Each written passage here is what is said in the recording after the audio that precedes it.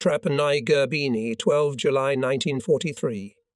A mercilessly rattling telephone interrupted my sleep. The noise was unpleasantly loud, and I grabbed the handset hastily in the darkness. Hey, a telegram from Air Staff, Mr. Major. We established communication with it at midnight, but now we've lost it again. Shall I read it aloud? Wait a minute. I must switch on the light. In the darkness I looked for the switch, but when I found it at last I realized I'd tried in vain. There was no current. Eventually I was able to find matches to light a candle burner on a plate near my cot. My movements were slow as I felt inexpressibly tired. I lay down again in my sweat-soaked pyjamas and picked up the phone, my whole body feeling heavy, as if laden. "May you please read it aloud?" In an impassive voice, the teletype operator, an Ober-Ephraim man, began to read. To the Second Air Fleet. Together with the fighter pilots in France, Norway and Russia, I can only treat you with contempt. I demand an immediate rise in morale. If this does not happen, all flying personnel, including commanders, must be stripped of their ranks and sent to the Eastern Front to serve in the infantry. Goering, Reichsmarschall, are you still there, Herr Major? Yes, thank you. Bring the telegram to the command post. When I put down the telephone receiver, the operator gave 3 short rings, as regulations dictated. The room was dead silent. The flickering candle flame cast grotesque dancing shadows on the walls. Suddenly I heard my own breathing. Holding it back, I continued to lie still. Everywhere in these small houses people were sunk into a peaceful sleep, unaware of the new insult. The Ober-Ephraim on the teletype and I were the only ones here so far aware of the harsh criticism made by the highest-ranking man in the Luftwaffe. I tried to imagine the man on the other end of the telephone line as I had seen him often enough. Perhaps in civilian life this man, who was old enough to be my father, had been a teacher. Suddenly I felt a strange connection between myself and that invisible operator. But this mood was quickly dismissed by the realization of the sheer atrocity of the incredible telegram I had just heard. How should I react now? Should I read it aloud in front of the formation? But if I appeared before them talking about fighting spirit, they would look at me with mute reproach. The expressions on their faces would tell me that it was my duty as a commander to avoid such expressions. So this is what came out of our general's efforts to save us from court-martial. Fighting spirit indeed. In an hour's time it would dawn and a new day would begin, which would again demand of us heroic improvisation, as on any day since our return to Sicily. With the remnants of the squadron that we can scrape together, we will fly over the north coast and the Etna volcano to the Straits of Messina, where we will execute a series of uncoordinated attacks on the flying fortresses. There are so few of us that we'll be able to do little damage to the bombers, if we get through to them at all. We will then land at Gerbini, if the aerodrome is still usable, or at Catania. Using hand pumps, we will refuel our aeroplanes, rearm and fill up with oil. We will jump into earth crevices and shelters to wait out the carpet bombing rolling through us, and then we'd crawl out on top, pulling aside destroyed aircraft, repairing the slightly damaged ones, and if we still had enough machines left to make up a modest group, take off again. All this we were to continue to do day after day, and now I was supposed to make a speech to them about morale. I doubted whether we could hold out at Trapani for the rest of the day. The bombers appeared without signalling because they were flying too low to be picked up by our radio direction finders. Flying in close formation, they showered the aerodrome with bombs until it resembled a lunar landscape, so the forward runway near Corleone was probably our last refuge. By now it was nothing more than a long field covered with yellow wheat stubble and marked by whitewashed stone slabs. We resembled animals being chased by hunters and seeking shelter. Without telephone communication or supplies, we were also cut off from the outside world. At the same time, there were no other airfields left in the western part of Sicily. I must have fallen asleep, and the telephone again pulled me out of my brief period of blissful unconsciousness. 4 o'clock, Mr. Major. The first light was breaking through the Venetian blinds as I got up to open the shutters. I still felt extremely exhausted. Indeed, I seemed to be in a state of permanent fatigue. I had but one desire: to sleep. In the other room, Fatty was opening the shutters, pulling chairs to the table, and rattling the breakfast dishes. It was getting a little cooler. In the pale pre-dawn light, the sickle-shaped bay, the terraces, the gardens, and the white houses were shrouded in a light mist, through which black pines protruded upwards, and smoke from chimneys rose vertically into the sky. When I entered the drawing-room, Bachman and Straden, seated at the table, answered my good morning in quiet, sullen voices. Neither of us felt any desire to talk. What we really wanted, while sipping Fatty's hot, strong coffee, was to lay our heads on the table and fall asleep. Kegel came in and sat down, and without a word he thrust the telegram towards me. White strips of printed text were neatly taped to the pale pink paper of the official letterhead. The first words my eyes stopped on were the signature under the main part of the long telegram: Reichsmarschall. Treat you only with contempt. I had no desire to read it to the end. It was not in my habits to shy away from what was unpleasant, but now I was disgusted. It seemed to apply to me alone. I was in charge of this squadron and personally the object of his contempt. I held out the telegram across the table. Straden took it, and together with Bachman began to read it. Then he slowly and carefully laid the paper on the table, rose, took his cap from the rack, and left the room without saying a word. Bachman looked at him uncertainly, then at Kegel and me, and followed Straden. He said, "Matisse, I'm going to the command post, Herr Major." The telephone rang. "Herr Major, it's the General." The General's voice was distant and overlapped with crackles and hisses. To hear him better, I held my breath and gestured to Kegel and Fatty to keep quiet. "We're near Taormina," said the General. "Surrounded. Do you understand me? The Commissar can no longer be used." "Yes, Major General. I wanted to call you last night before this telegram came, but I could not reach you, dearie." "Yes, Major General. Look, you mustn't take it seriously. I did everything I could. I persuaded him to refuse the previous order, but then he sent this telegram to Air Staff." The General paused, and I too was silent. Finally, he asked, "Are you still listening to me?" "Yes, Mr. Major General." "Gather all the aeroplanes in western Sicily and head for Jabini. The aerodrome can still be used. By this time, your third group should leave Sardinia and also land at Jabini. Your task will be to defend the Straits of Messina. Can you tell me how many planes will arrive?" "From 15 to 20, belonging to the second group and the squadron headquarters.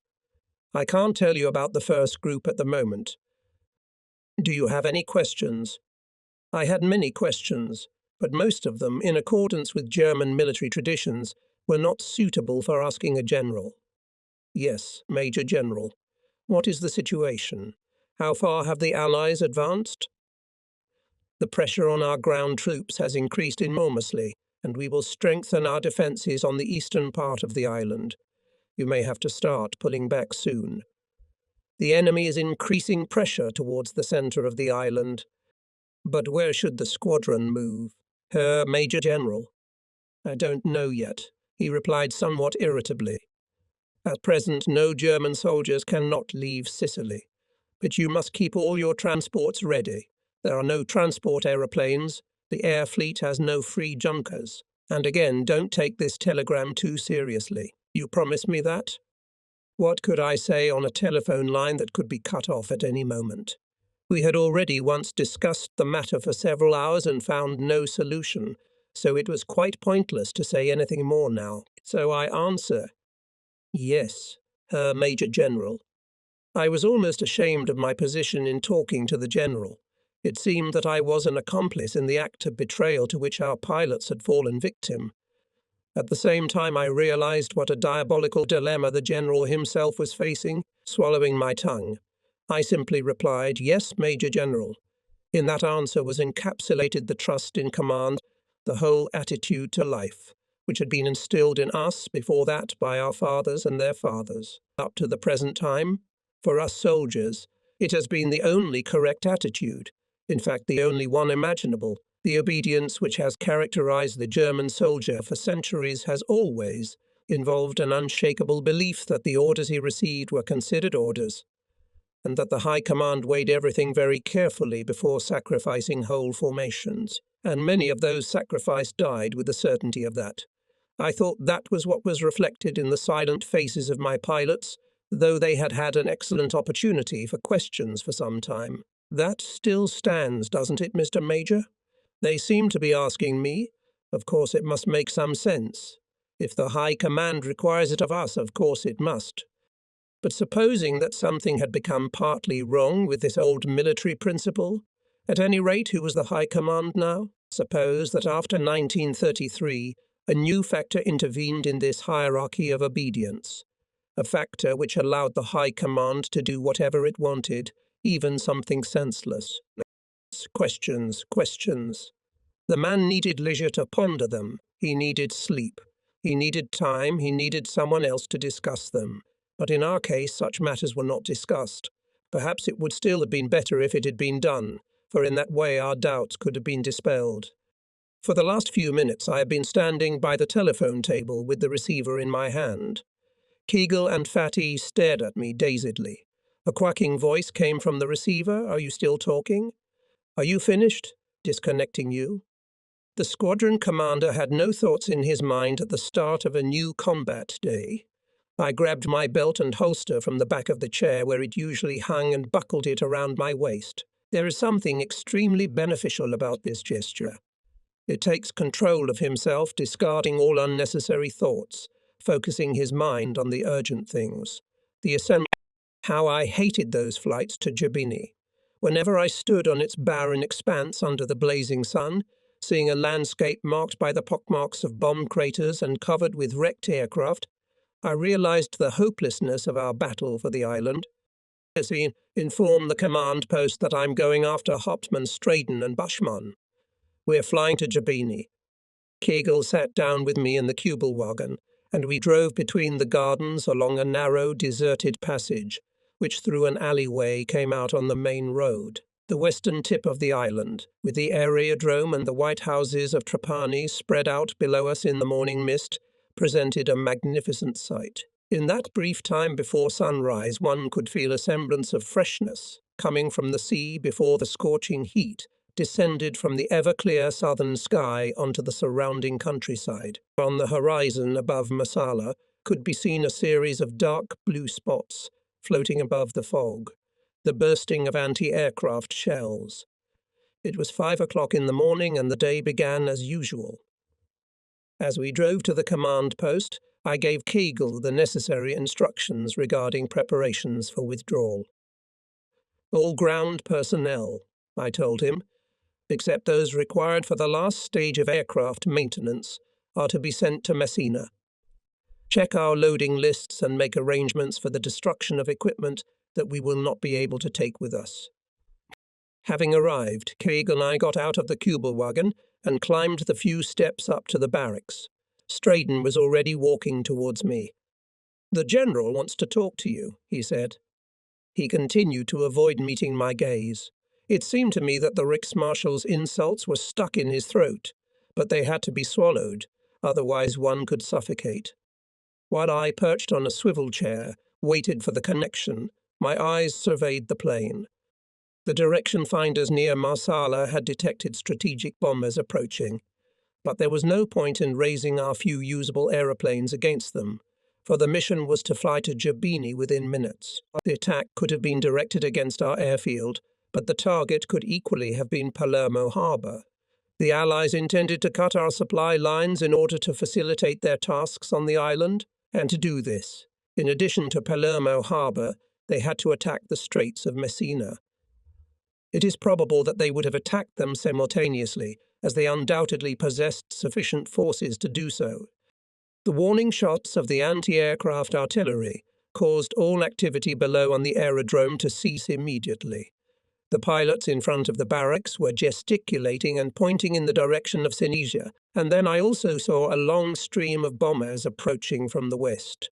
Suddenly, the white surface of the runway, usually shimmering in the sun, disappeared in a huge cloud of dust. The bombing area must have been very extensive and completely covered the entire length of the area. Only then did we hear the rumble of explosions. As I was shouting into the telephone receiver, trying unsuccessfully to make contact, the first black clouds of petrol smoke from the burning planes began to rise into the sky. The sight of the destroyed Tunisia airfield reminded me of my visit to the Italian fighter group stationed there, and at the same time I realized that I had almost completely forgotten the existence of Italian fighter aviation. In the course of this terrible finale, everyone on that island was for himself. The powerful raids began before we could communicate with each other or coordinate our tactics, steps that under normal circumstances were taken for granted. As a result, our air forces fought their own air war, with relations between the Italian and German High Command being far from good. Not only were the control systems of the units of the two nations separated, but also the orders they received were different, so that coordination in the battle area was out of the question. Indeed, this was the main drawback of the unified command from the very beginning of the Mediterranean campaign. The headquarters of both sides were so much concerned with their own prestige that they took every possible step to prevent their own units from being placed under a different command. Thus, although the battle was common, the orders and instructions were invariably different. Area bombing is a terrible weapon when used against an airfield, and is extremely demoralizing to airfield personnel, even though they can take cover by squatting in bunkers or earth crevices. Particularly effective were the small-caliber bombs, which the enemy dropped by the thousands. They left only small craters, but their fragments, flying in all directions at high speed and close to the ground, pierced the skin of our aircraft as if it was made of paper. How did the Italian fighter group, unaccustomed to such raids and knowing that the command had sent it reluctantly to Sicily, feel now? A few days before, I had paid a visit to its commander. On landing, I noted the remarkably good condition of the aerodrome. After taxiing down the long runway, I was directed to a caponia surrounded by a protective rampart of white tuff. Neighbouring caponiers were occupied by Makiiv's fighters, still wearing the desert camouflage of the North African campaign period. In front of the flight control building, I was approached by an officer who introduced himself as Major Visconti, the commander of the fighter unit. He said that his commander's command post and headquarters were on Mount Eris, and that I could visit him there if I wished. The man walking beside me had a manly and extremely handsome face. A small white cap with a short visor was pulled down over his forehead, almost to the bushy eyebrows. Below the eagle nose was a bushy moustache. There was no hint of shyness in his gaze as he looked at me with expressive, startlingly blue eyes. His surname was familiar to me as I had heard a lot about him. He was known to the veterans of my squadron from North Africa onwards, and they spoke of him as a brave and outstanding fighter pilot. He began to talk about their poor communications, and that his main source of orders was the field telephone, which, however, rarely allowed him to contact his command. Furthermore, he had no communication with the German direction finders near Marsala, and when he saw German fighters, put on alert in time, flying out to attack the enemy, he could only envy them. For he realized that without guidance from the ground, success was only a matter of chance. No one, he told me, warned him of the enemy's approach, and in the air he received no orders at all. I deeply sympathized with his position. Trying to see how I could help him, I felt something like pride when I compared his hopeless situation with ours. We at least had the technical means to fight successfully. Indeed, we still had them, and this poor commander was sitting high on a mountain slope, watching his group idly on a first-class aerodrome, waiting to be knocked out by a precise, massive bombing raid. As, having shaken Visconti's hand, walked back to my aeroplane, I decided to visit his commanding officer as soon as business permitted. The current attack on the Tunisia airfield reminded me of the decision I had made then. I wondered why the Allies had not attacked this wonderful airfield sooner. Perhaps they had stopped taking the Italians seriously. Did they ever actually take them seriously? This was a train of thought I didn't want to pursue as it was. In any case, unfriendly to Visconti, quite sympathetic to me. At any rate, I intended to seek out his strange commander on Mount Eryx. But the preparations for the flight, the immediate takeoff, and the aerial duties of leading my small formation demanded all my attention. Over and over again, the current worries did not give us time to think, and that was just as well. One way or another, anyone who allowed himself to fall into thoughtfulness was lost to us. For lack of determination, he was killed at a decisive moment in the battle, or even before contact with the enemy he turned back, and not once, but again and again, until he was transferred away from us and his career as a fighter pilot was over. We circled over Jabini Aerodrome looking for the landing strip, which had been marked out for us with small, barely visible flags. Finally, having understood the layout of its location, I decided to land. Most of the fields of yellow stubble had burned out. The plain, one of the most fertile, looked terrible with bomb craters and black scars from fires. As I descended, I felt an almost overwhelming reluctance to land there. As the car came to a standstill in front of the barracks, the propeller made a few more convulsive jerks accompanied by loud pops. The engines were overheating when I had to steer at pedestrian speed. I could not immediately locate the shelter of my aircraft, and, following the mechanic acting as a guide, travelled around half the airfield before reaching the barracks and the shelter reserved for me. In the chaos of craters and skeletons of destroyed aircraft among the burnt olive trees, it was difficult to keep direction, much more difficult than it seemed during the approach. Straden, Buckman, and Sang parked their 109ths nearby. Even at this morning hour, they were already tired and dragging their feet as they walked to the barracks. Outside there was a bench made of a few stones and a wooden bar on which they sat down at once. In silence I walked past them, and, entering the barracks, tried to get in touch with the fighter aircraft inspector, air staff, or any other higher authority. Eventually Field Officer Korn came in.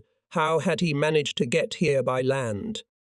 And announced that it was useless to try to make contact with any headquarters, as the orders for us to refuel, take off and patrol over the Straits of Messina had already been received.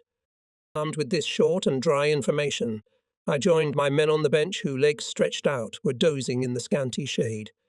Resting, I leaned my head against the hot wall and closed my eyes. From all sides I could hear the familiar noise of the forward runway, the clicks of hand fuel pumps, the shouts of mechanics, the growing roar of engines being tested. I heard it all, and as I listened I mentally noted the passing of each minute. At that moment we were extremely vulnerable. It was enough for the enemy to appear here by chance, and he would need only one approach, which would mean the end for us. We waited nervously for the refueling to finish, knowing full well that it would be luck if we could get into the air unharmed. When the deafening rumble of bursts of distant bombing reached our ears, we immediately jumped into the gaps. As if by the wave of an invisible hand, all signs of life disappeared from the surface of the aerodrome. To the south, anti-aircraft artillery opened heavy fire, but soon quieted down. This time the attack was directed against another part of the vast valley, not against us. When the distant hum of aircraft engines had diminished to a level which, almost without interruption, persisted everywhere every day, we cautiously and very cautiously got out of our trenches. A Mi-109 was taxiing across the aerodrome in a cloud of dust, and someone at the squadron command post reported that Oberst Lutzow had landed. He crept between the craters and stopped his machine close to the barracks. As Lutzow was getting out, my senior mechanic Schwartz said that the bushings on my engine needed to be replaced. This implied that the aircraft could not be used for an hour. Straden, please go to Group 1 and inform them that the squadron will be led by Goedat. You'll lead the headquarters wing. Yes, Herr Major. As I saluted Lutzow, the engines at the edges of the aerodrome came to life and the remnants of the squadron came into motion. A few minutes later they were in the air to cover the Straits of Messina. Lutzow removed his life jacket and handed it to the mechanic. who was to refuel the aircraft. As we walked slowly toward the barracks, I caught myself instinctively surveying my surroundings, noting the location of the nearest crevice. He and I turned towards a spot where several empty cartridge cases had been stacked to form a sort of chairs near a deep trench. Probably the previous evening the pilots had played scat here. I regret this telegram. You may rest assured that we have done everything possible to prevent it. I reluctantly looked my old friend in the eye. His present position probably prevented him from speaking freely even in private. Pranzel, I said, it is extremely painful for me to hear this. You all apologize to us. You personally, the General, the Air Fleet, and now I'm only waiting for the Field Marshal's apology. Perhaps you will begin to praise us again, if you think it will make us fight better and walk more cheerfully towards our deaths. First you send us this disgraceful telegram, and a little later you cheerfully pat us on the back saying, "Don't take it so seriously, ha ha ha," or "cheer up." It will soon be forgotten. And at the same time you know that every teletype post, every staff between us and the Reichsmarschall has learnt of our disgrace, without knowing that you can explain to them that it's all not to be taken too seriously. I will not take part in it, Franzel, but on the whole this abominable spectacle has struck me extremely. He endured my stare and replied calmly, Of course you are right, it is an impossible thing. Nothing could be worse than that, for we are all in the same boat. But what should we have done? The Luftwaffe is now in a terrible position. The Reichsmarschall has been under fire of criticism ever since the fortresses penetrated the areas east of Berlin. The Führer blames him for the failures of the Air Force, and he excuses himself by saying over and over again, "It's not me. It's for myself personally I realized that it is no longer possible to have a reasonable conversation with the Reichsmarschall in the ways available to an officer. Believe me, I often have serious doubts." He fell silent without revealing the nature of these doubts. I had them too, but of a kind that people in our situation could not talk about. If we did, we would be in conflict with our consciences, which is absolutely unbearable for a fighting soldier. So we were silent for some time, and each of us knew exactly what the other was thinking. At last I say, I have not announced the contents of the telegram, though all the pilots know it, of course. I keep it in my desk drawer. No one tries to ask about it. How long do you reckon we'll last in Sicily? Lutzow lit a cigarette, blew the smoke out with a whoosh. The British 8th Army's forward units are now about 40 kilometers south of here, he said. The American 7th Army is advancing from Gela, possibly with the intention of joining up with the British here on the plain of Catania. This is obviously of great importance to you in western Sicily and to the defence of the island in general. You mean evacuation, a withdrawal organised as far as possible? What else? Lutzow's voice was indifferent, but the look spoke more emphatically when he continued. And who has more experience in this than you? Do you think the withdrawal will be the same? In Tunisia, the order arrived too late. In our case, paradoxical as it may seem, it was not called an order but an authorization, and the High Command continues to cherish the secret hope that there will be some intrepid individuals who would rather fight to their last breath at Thermopylae than take advantage of their generous offer, that there was nothing left to be saved there. This time I have come to the opinion that it is essential to get every man to the mainland, even if it means we will have to burn or blow up most of the equipment. We are slowly reaching the stage where every man becomes indispensable. In any case, there will be fewer and fewer truly qualified and responsible ground specialists if these carpet bombings continue. Maybe you're right, Lutzow said thoughtfully. The planes and other equipment can be replaced. The experienced mechanics can't. If you manage to get your men across the Strait of Messina unharmed, we can rearm the squadron. Do you know that we are now producing 1,000 fighters a month and will probably produce even more?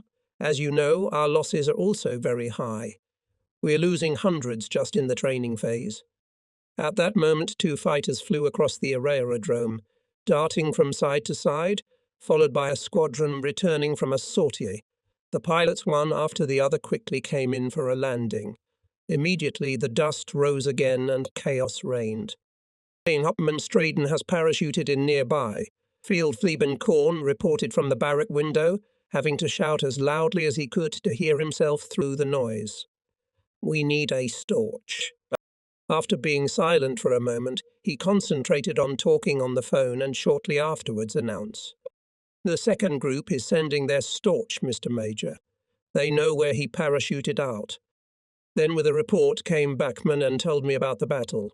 Apparently they were gaining altitude on a westerly course to take up a position on the sun side when they would attack the strongholds. Sitting in the Martha Quadrant, they were still climbing when they saw the Boeings below them heading north. Godert immediately launched an attack that was almost textbook. However, at the same moment a squadron of Spitfires swooped down on them and were able to split them apart, maintaining a close formation. Straden, along with his staff link, was able to get within firing distance of the tail of one bomber under intense fire. Suddenly his machine began to drift away as it gained altitude, and he reported that he had been hit, and he then turned round and went into a steep planning run towards Jabini. But almost immediately he dropped his lantern and, doing a flip over the wing, left the aircraft. Bachmann saw his parachute open. Storch, with Straden on board, landed a few meters from the barracks. The stretcher with the wounded man was carefully removed from the aircraft, and a doctor attached to the first group of the 53rd Fighter Squadron immediately began to cut his blood-soaked trousers on his thigh. "Another one has failed," I said to Yutsov as we sauntered nearby. First group reported losing 3. The squadron keeps losing more and more pilots. Everything here is headed for the end, Franz. He seemed to be mentally mapping out the battle we'd fought. Of course, as an inspector in the South, he had little influence over tactical decisions in that theatre, but his words carried some weight in circles close to the inspector of fighter aviation. Perhaps his personal experiences would have facilitated the decision to end the unequal fighting on the island. I saw dead and dying men. In 4 years of war, in 4 years of almost continuous fighting, which is an eternity, I had seen them crash, bleed, and burn. Some mere boys, unimpressed youths who were immediately struck down by what is called fate. Others, men of age, veterans whose experience surpassed that of all others, and yet whose hour had suddenly passed. Straden was thought to be only wounded. But I reckon that I would not see him for a long time, perhaps never again, would not see the faces of the pilots standing round the stern while the doctor attended to Straden, and the scene was imprinted intentionally on my memory. It was now one of the last bases on the island. The sun was mercilessly pouring heat over the yellow plain from which groups of men like us were dashing into the air in the few remaining aeroplanes, a process which had hitherto inevitably ended in another loss of aircraft, while the mechanics, with the speed acquired by practice, filled the planes with fuel and rattled cartridge belts over engine bonnets. The pilots, listless and listless, stood or squatted under dusty olive trees. Hardly a word could be heard. Each man knew that he and his companions had reached the limit of their strength. Now there was nothing that resembled a dashing, elegant fighter pilot with a yellow scarf and a dapper uniform. Our appearance accurately reflected the state we were in crumpled, dirty, oil-stained trousers, ancient, greasy life jackets and unshaven faces. Everything around us was a dusty brown colour. The ground, the clothes, the faces, the planes. There are the hardships of victory, the hardships that in Russia and North Africa we endured cheerfully and sometimes simply did not notice. The high spirits gave us a sense of our superiority. And there is the hardship of defeat, the hardship of dirt and disgrace, which corrodes morale, harms morale, and serves only to multiply new defeats. This, as we were taught, was the time for the born commander who could bring his men out of their depression, give them purpose, inspire them with a new offensive impulse, and lead them boldly to meet the enemy, death or glory. To all of us who were doing routine combat missions here in the heat and mud, this concept seemed highly dubious. It was a relic of World War I, if not of the days of cavalry attacks, utterly useless in the situation in which we now found ourselves. War in the air is a war of technology and cannot be won by the technically weaker side, despite its high morale and fearless actions. This our field marshals failed to understand, and this was the reason why the Reach Marshal could only think in terms of bravery or cowardice, and for him the fighter aviation, which had lost its superiority, could be no other than cowardly. Suddenly my thoughts were interrupted by Lutzo's voice. "We must move you to the mainland, while there is still a nucleus around which to rebuild the squadron. North Africa was left too late, obviously. A squadron is more than a conglomeration of aircraft, equipment, and a certain number of men." "And who are you thinking of reporting this to?" I asked bitterly. "Tell the general, though he should know it perfectly well. He himself commanded a squadron only 2 years ago. Don't be unfair to him. I'm sure he's perfectly aware of everything. After all, he's of the same generation as we are, and his combat experience is exactly the same as ours. But what can he do?" I shrugged my shoulders and looked in the direction of the wounded man again. Perhaps Lutzo is right. We have to keep going. We gave our warlords and the commands coming from them an almost infallible look, and at the time, when we were still winning, we thought it was wonderful. Now, at the time of defeat, we had no alternative. We had to wait and follow their orders. Even if those orders were wrong, and even if we firmly knew they were wrong. Getting out of his aeroplane, Bachmann sat down under an olive tree. His eyes never took his eyes off the back of the doctor, who was still kneeling, attending to his patient. Staring intently at the scene, he continued to restlessly stroke his chin with his tanned hand. His posture seemed to me to be that of an old man.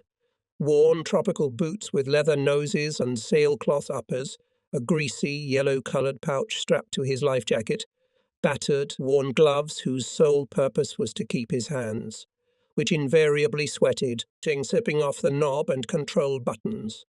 The doctor rose, having finished dressing. The wounded man lay with his eyes closed. He was conscious but did not utter a word, probably suffering from the effects of shock.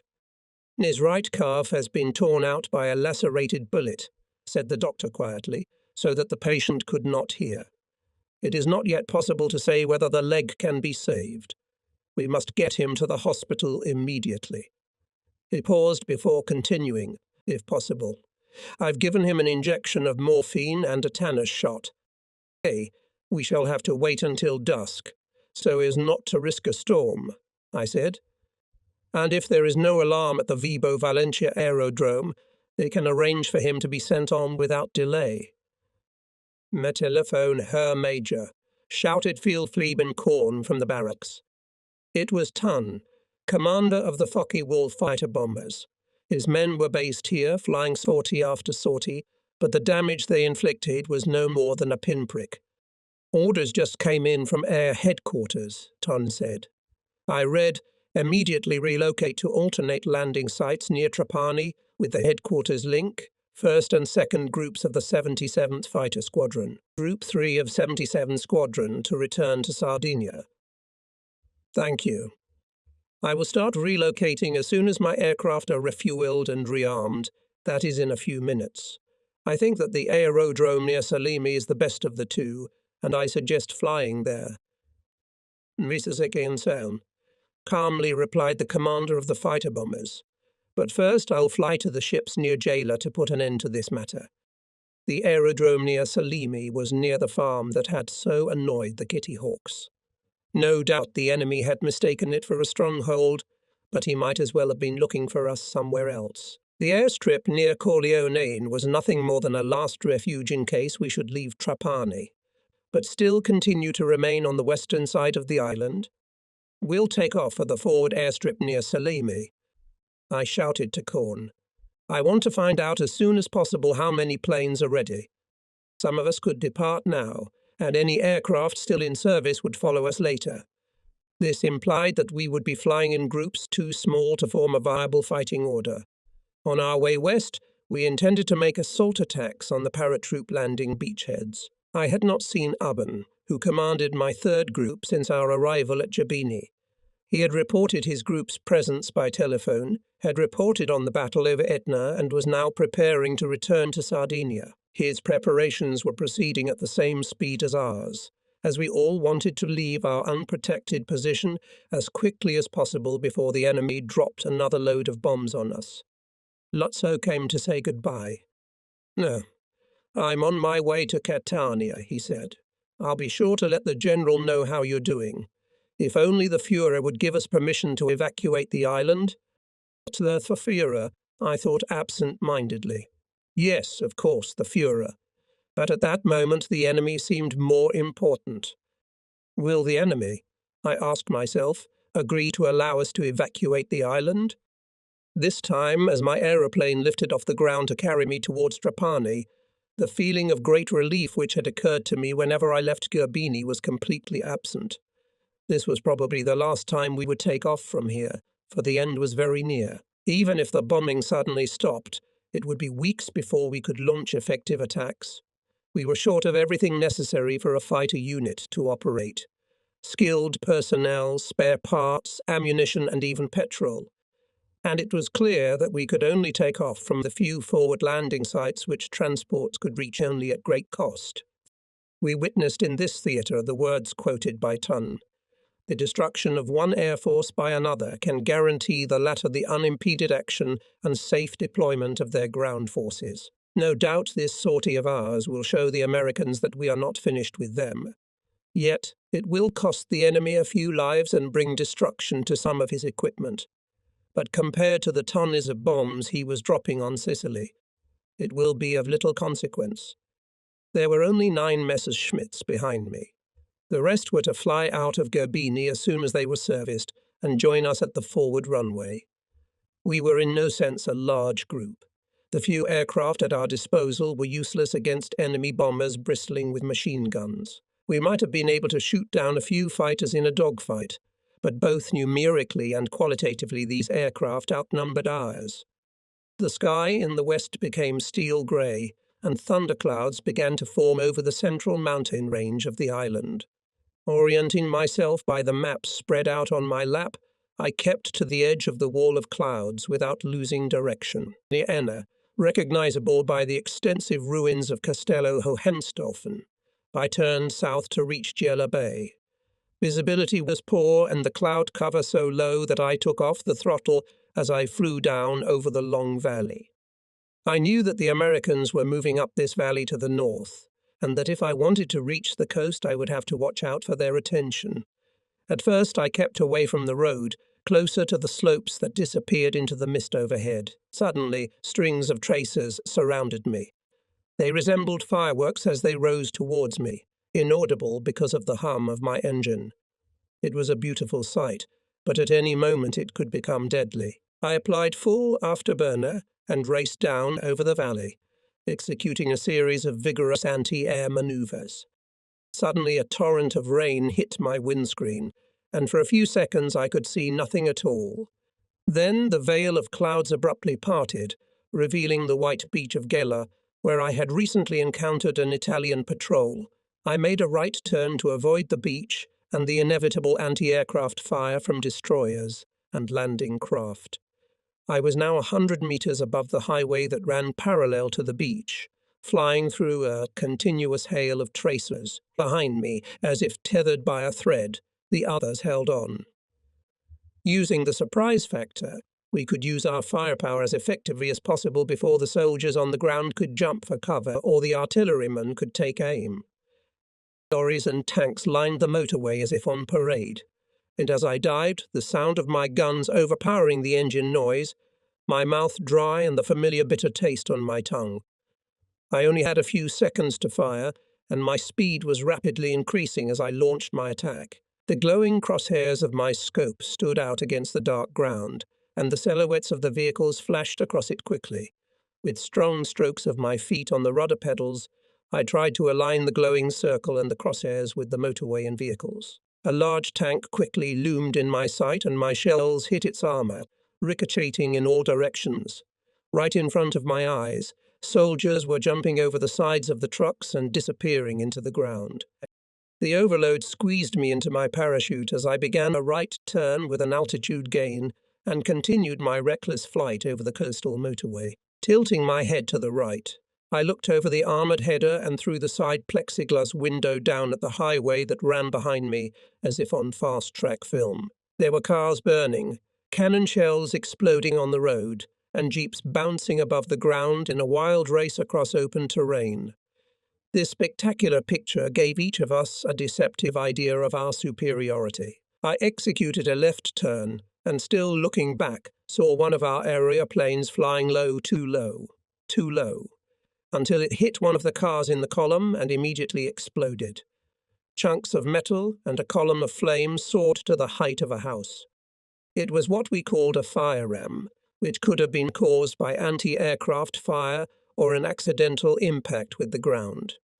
Such a death, spectacular and horrible, could be seen only fleetingly with the edge of the eye. Each could hear only the hum of his own engine and in his headphones the staccato of battle. Like a silent film, the huge explosion seemed to make no noise at all. It was the same when Field Phoebe Meyer, slicing off the tops of trees, fell in the forest near Novgorod, when Lieutenant Behrens, like a ball of fire, rolled through the center of a column of Russian army trucks, when Oberfeld-Flieben Stumps on the way out of the dive lost a wing and crashed in the steppe among enemy tanks. Suddenly the stream of tracers in front of me dried up. The dim ribbon of the motorway below emptied. The front line was left behind. I wondered who the unfortunate man was, for I did not know who had taken off after me except Beichmann and Sang. These two flew side by side in close combat order, but the others left Jabini as their aircraft were serviced and ready to fly. To our left was Agrigento. I made a wide circle over the town and harbour so as not to provoke anti-aircraft fire and began to gain altitude. The sun was shining in my face, and in the east a white wall of clouds glistened in its rays. My intention, provided we did not encounter the enemy, was to fly in a great arc and see from above Sinisia, Trapani, and the two forward airstrips. Odyssey 1 to Aris. Can you hear me? We read you very well, Odyssey 1. We've just spotted a group of marauders with a fighter escort approaching Trapani. Report your position and altitude. Over. Odyssey 1 to Aris, copy. Position, Castelvetrano, 4,900. Again, those idiot bombers were approaching Trapani to deliver new content to the same space covered in rubble. That said, the Allies were essentially right, as we were still attacking them with the pitiful remnants of our forces, and by this time they had no illusions about our resilience. According to my calculations, we should have made contact with the enemy within 10 minutes. Which bunch was I leading, I asked myself. Whirling my head around, I tried to examine the numbers on the aeroplanes accompanying me. There were 8 of them, my entire fighting force, and I had no idea who was piloting them, except for Bachmann and Sang, of course.